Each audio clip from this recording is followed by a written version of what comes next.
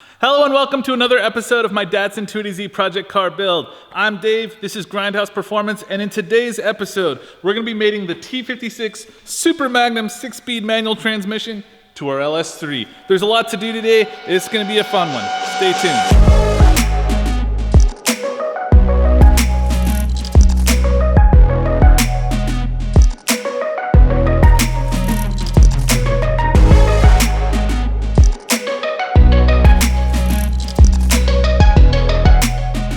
As I mentioned, we've got a lot going on today, so let's quickly run through all the parts we've got and then the game plan for today. So the transmission is a T56 Super Magnum transmission capable of withstanding 700 foot-pounds of torque. It is one of the close ratio T56s, so it's got a 266 first gear.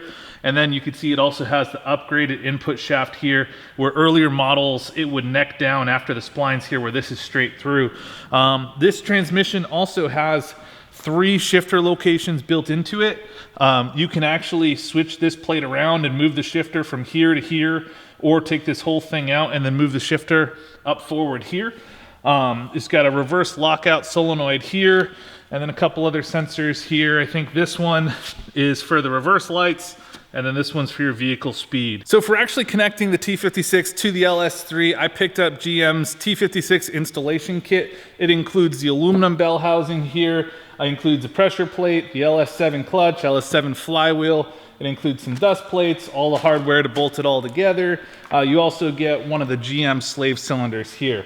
What it doesn't include is any kind of bushing for the transmission, any kind of mount for the transmission, any hardware to bolt any of that stuff together. It doesn't include any tools, so like anything to hold the flywheel, like this guy that I put together in the last video, and then this guy, which is a clutch alignment tool. I thought this was a pretty big miss that GM didn't include this, but what are you gonna do? So definitely pick one of these up if you're installing one of these. Doesn't include obviously a master cylinder. And then it doesn't include anything that actually connects to the slave cylinder, so you're responsible for any of the lines that connect, to the actual car. So what I'm going to do, because on GM's slave cylinder, they actually use this kind of proprietary fitting here, and it's actually kind of prone to leaking. I'm going to pull the ball pin out of this, pull it out, and then replace it with one of these adapters that I'll include a link in the description for, that basically converts it to an AN fitting, and then I'll run an AN line up to the master. I'm also going to get rid of the bleeder, the factory bleeder, and I'm going to replace it with a TIC Performance speed bleeder here. The kit does also include a pilot bearing, which I've got in the freezer now, so it's shrinking a little bit. So where I'm going to have to start, I'm going to have to pull the factory flywheel out that came with the crate engine, and then I've got to cut this hole back out. When I had the EcoBoost transmission installed, the shifter was really, really far back, so I had plated off where the original shifter was, but doing some quick measurements, I've got to remove that back to put the shifter back forward where it was before. Getting the transmission installed will get me one step closer to being able to measure and order the drive shaft for the car. I've already removed the factory transmission mount from the transmission tunnel, and I'm hoping the T56 will fit high enough to not cause any ground clearance concerns. Once the new transmission is installed and the shifter is in its final resting place, I'll have to fabricate another plate to fill the top of the transmission tunnel.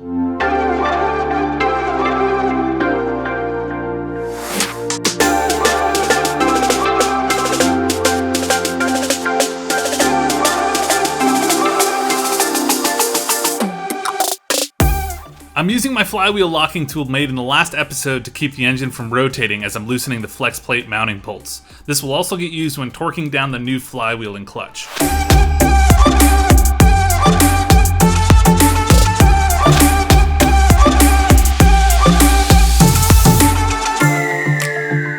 So now we've got the hole for the shifter made. We're gonna have to make a new plate once the new transmission's in place, and we've got the original flex plate off the car. So next up, we're gonna have to install the pilot bearing. Note, for LS engines, there are 2 different pilot bearing choices here, and depending on your transmission, you've got to measure your transmission to figure out if you need the larger OD pilot bearing or the smaller one that sits inside further the crank. And then also these flywheel bolts, when we put the new ones on, you've got to make sure that there's thread sealant, because these holes actually go all the way through the crank, and so you'll have oil leaking through these bolt holes if you don't put some kind of sealant on them.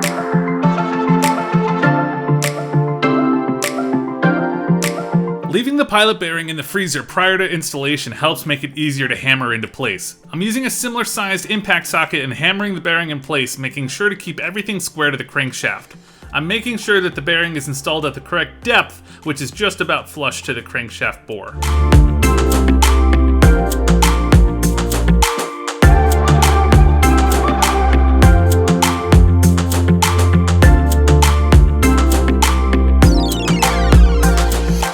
GM recommends multiple stages of increasing torque on the flywheel and pressure plate bolts in a star pattern to make sure it's installed evenly. It's especially important to follow manufacturer guidelines when working on parts like this to avoid problems down the road.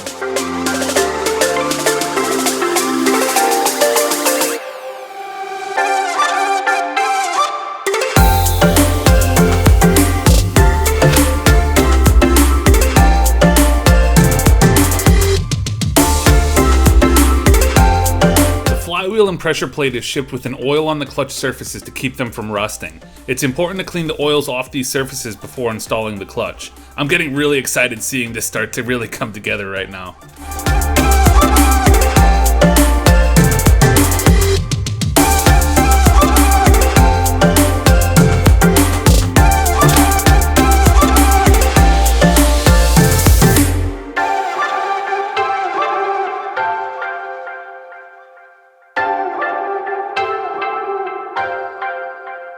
Alright, so the clutch and flywheel are in. It was pretty straightforward. Wasn't too bad. Got everything installed, got the clutch alignment tool still in there. Made sure that it was a really nice, easy fit. The plastic tool doesn't do a great job with it, but there's a fair amount of play, but I think I've got it pretty good. So with that, we can go back to the top side, work on the transmission a little. Next thing we gotta do is go ahead and get the slave cylinder all prepared. Let's do it. Hit a bit of a snag as we were getting started here, pretty much right away. So I was trying to put the TIC Performance speed bleeder on. The one I ordered was for a 2010 and newer Camaro SS. I figured, you know, LS3, TR6060, I figured it was the same slave cylinder in that one. But this slave cylinder is actually from like the early F bodies and the like a GTO. So the fitting in here is actually different. So the stock one is quite large here, you can see, and then the TIC Performance one is quite a bit smaller. So I've got to order the correct bleeder. I'm gonna throw the stock one back on for now. I'm hoping that I can replace this inside the car and that I don't have to pull the transmission back out for this, but we're gonna keep going either way and see where we get. So yeah, let's do it.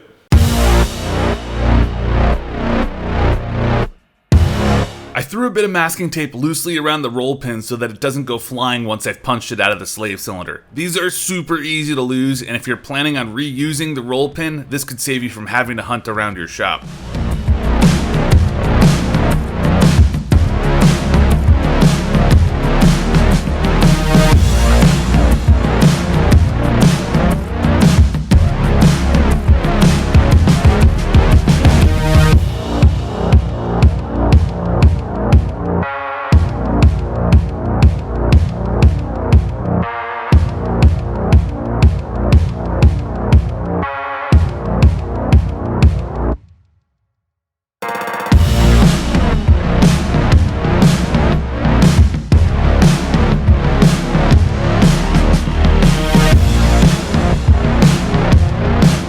When mating the transmission to the engine, it's especially important to not let the input shaft of the transmission hang against the clutch. The transmission needs to stay supported until it's fully seated to the engine. You'll feel the input shaft go through the splines of the clutch and into the pilot bearing. If you were careful with your clutch alignment tool, this should go reasonably smoothly.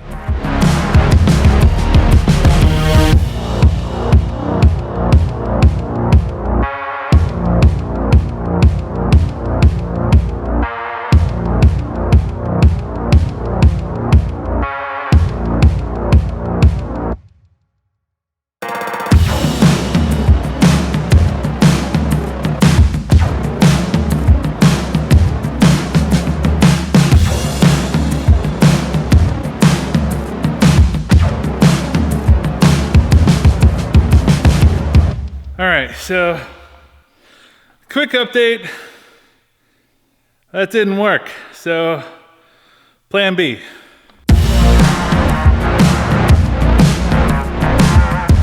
found that the dowel pin guides were slightly undersized and I couldn't get the transmission seated all the way even though the pilot bearing and the clutch were fully engaged. I had to take everything apart, dry fit, and then find that I had to remove a tiny bit of material to have the dowel pin seat fully to the transmission.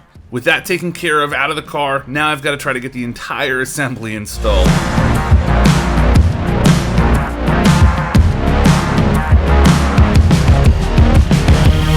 Alright, I was able to get the engine and transmission in the car together. It was definitely a game of inches using the cherry picker to get that done, but it's in the car now. It's bolted back in for the engine. The trans is still on just a jack for now. But you can see it's all in position. It's looking great. Really happy with that overall. Really happy. I'd actually purchased a T56 mounting kit from Hawk Performance since Apex Engineered, who made the engine mount, didn't make a kit for the T56 transmission. Unfortunately, the Hawk Performance piece didn't fit the transmission, nor did it fit the floor or the transmission tunnel for the car, so I'm going to have to make a new mount from scratch. I'm starting off by using a piece of welding wire to get the overall profile I'd like the mount to have. 3, 2, 1, go!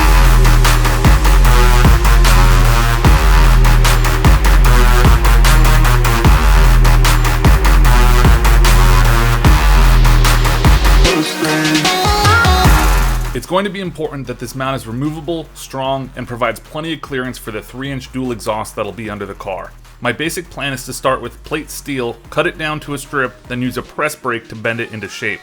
Once the piece is bent to shape, I'm going to weld gusset plates to help strengthen it even further.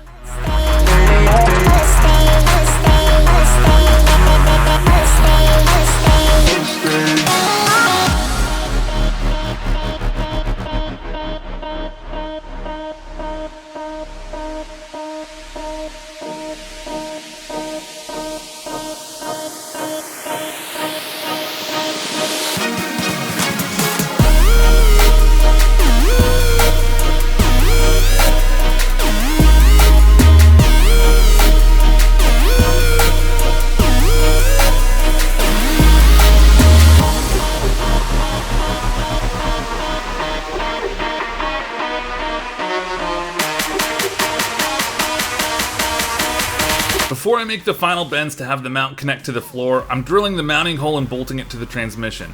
This will let me make my final bend marks as accurately to the transmission tunnel as possible. This also gives me a good chance to check my overall fitment of the mount and clearance I'll have for running the exhaust.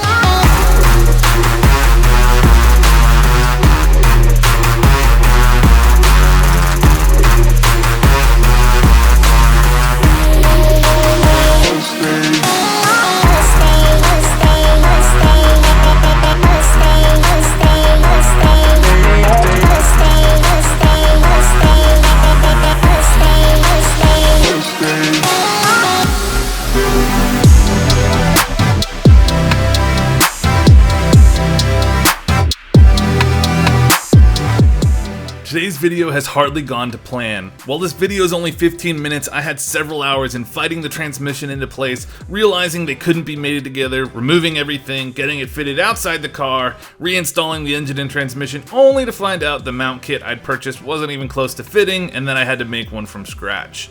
This car continues to be a huge challenge for me, but I'm so glad for the opportunity to share this with you.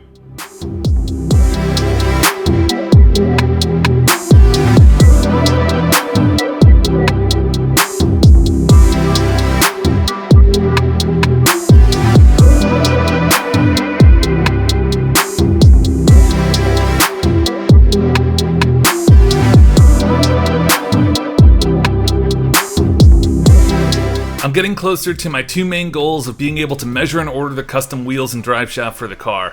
Once I've gotten those taken care of, I'll be able to focus on the engine swap, more fabrication, wiring, and prep work for paint. If this is a build you want to follow, please consider subscribing as I'm going to be releasing new videos more and more regularly.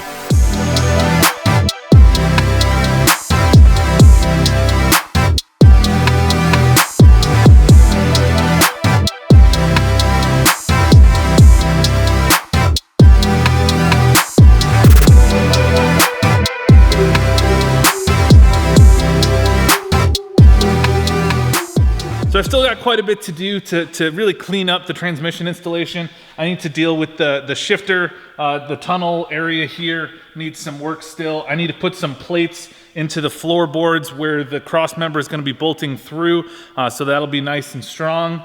And then I still need to run the bleeder line, the new bleeder line, and then run the clutch master cylinder and get the pedal set up, and then I'll be all set. But that's gonna happen in a future episode.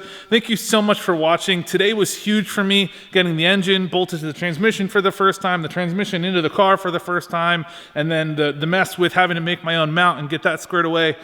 Today was a roller coaster. So thank you for sticking with me, and I will see you in the next episode.